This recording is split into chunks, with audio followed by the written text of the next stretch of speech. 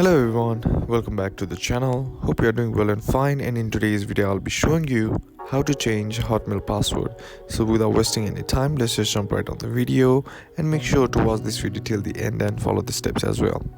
So the first thing that you need to do is head over to your browser and then on the search bar simply type in hotmail.com or outlook.com because basically it's the same. Now once you're done, here what you need to do is tap on your profile icon on the top right corner of the screen right here, and once you tap on that, here you'll be seeing a small pop-up box or a drag down menu.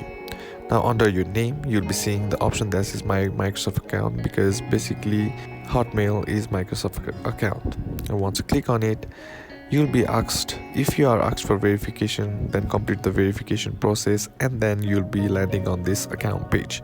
Now once you land on this account page, here you'll have the option that says change password. Simply click on that and then follow the on-screen instructions to change your password.